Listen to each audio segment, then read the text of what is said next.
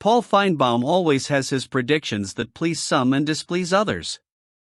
Did you see what he said about Bama's QB battle? The Alabama Crimson Tide's 2024 season was, without a shadow of a doubt, a watershed. We're not just talking about the numbers or the losses that marked the 9-4 record, something we haven't seen since 2007, but a paradigm shift in Tuscaloosa. The legacy built over the years by Nick Saban, with his titles and unquestionable dominance, faced a new reality, the transition led by Kalen DeBoer. And it is in this scenario that Paul Finebaum enters, as always, with his controversial but logical predictions, to talk about the future of the most important position in college football, the quarterback. Finebaum, never one to mince words, got straight to the point when analyzing Alabama's quarterback battle this offseason. Jalen Milroe's departure for the NFL left a sizable void. Yes, he's had his ups and downs, 11 interceptions and inconsistent play often frustrated fans, but his ability to be a dual-threat leader, running and passing, was a key part of the offense. Now, who will take on that responsibility? Ty Simpson seems to be the consensus name, but is he ready to handle the weight of expectations at a program the size of Alabama? Finebaum didn't hesitate to make Simpson the favorite. If Alabama has a good year, then I feel like Ty Simpson is not just going to be the reason, he's going to be the starter, he said on the Paul Finebaum Show. That seemingly simple statement carries a profound meaning. For Finebaum, the confidence in Simpson isn't just a matter of raw talent, he's a former five-star prospect, after all, but also of political survival within the program. With just 50 career passes under his belt, Simpson is still an unknown quantity, but there is an underlying pressure on his shoulders. He needs to live up to the hype that has surrounded him before he even steps onto the field. Finebaum, however, also warned of the risks involved. If the season starts off tough, with losses that shake fans' confidence, it wouldn't be surprising to see Kalen DeBoer make a drastic change. If there's any sign of trouble, there's going to be a change at quarterback, and it's going to be done for survival reasons, Finebaum said. That statement reflects the reality of a program that has no room for prolonged failure. DeBoer, while a smart and strategic coach, knows that Alabama fans have a limit to their patience. The comparison to Billy Napier of the Florida Gators is interesting.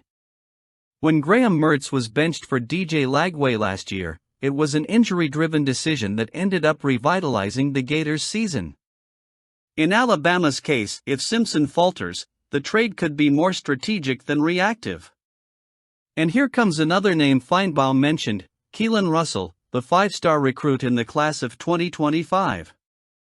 Despite being a rookie, Russell has already drawn attention with his potential.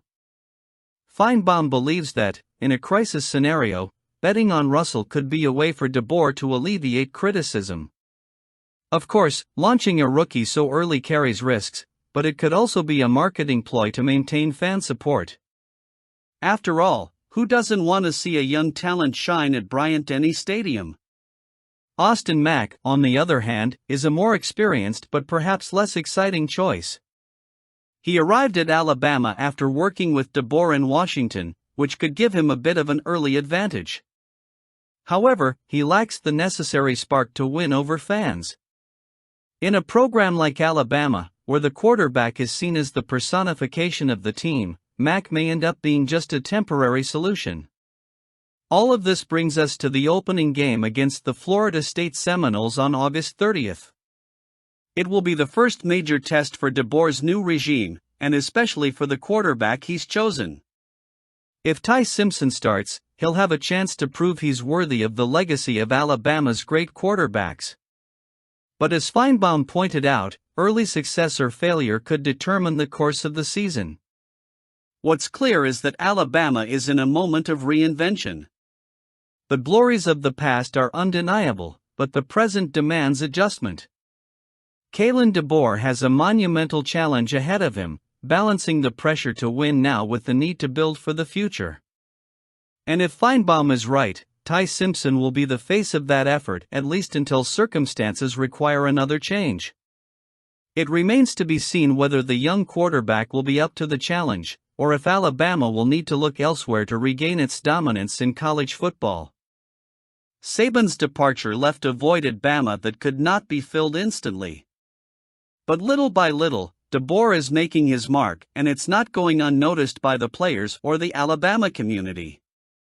It's not a radical change, but rather a subtle one, like a structural overhaul of an already solid house, done with care and patience. Deontay Lawson, the linebacker who is returning for another season, was one of the first to recognize this evolution.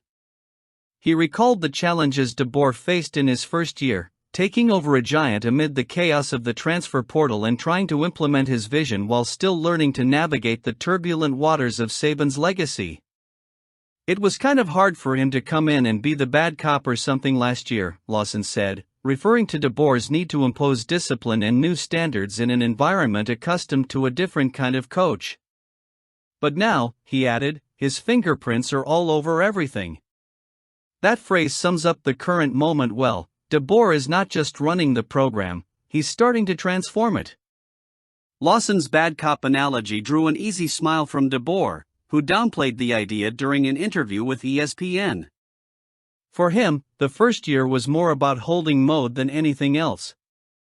We didn't relax anything that would be the standard of what we need to do and how we need to operate, he explained. But there's another level of edge, a stronger edge. That statement reflects DeBoer's mindset. He knows Alabama can't afford to remain stagnant. Last season's 9-4 record, which included humiliating losses to Vanderbilt and Michigan, was a painful reminder that the program's standard is non-negotiable. And while there were bright spots, like wins against LSU and Georgia, the devastating loss to Oklahoma in the penultimate week of the regular season was a blow that would reverberate for months. What's impressive, though, is how DeBoer has handled those tough moments.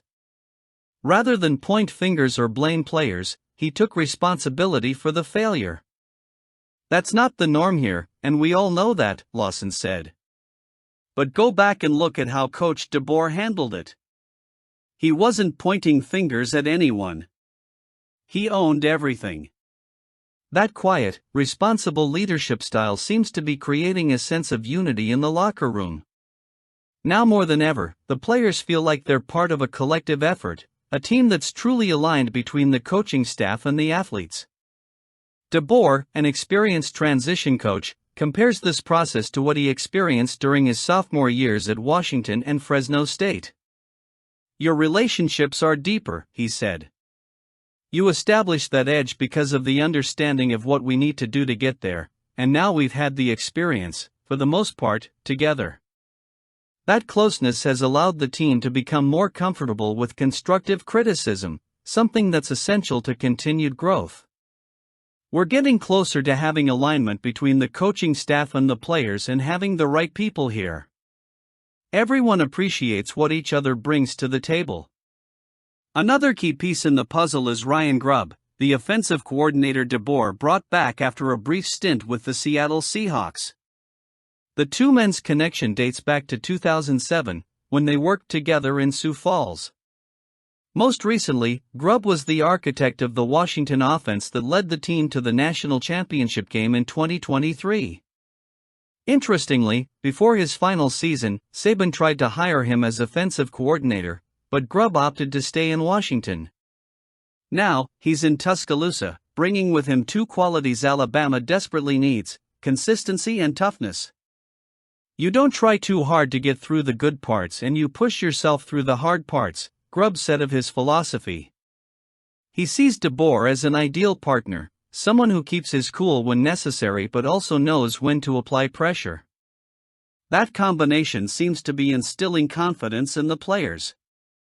Jeremy Bernard, a wide receiver who played under both men in Washington, noted how they always had answers for any opposing defense.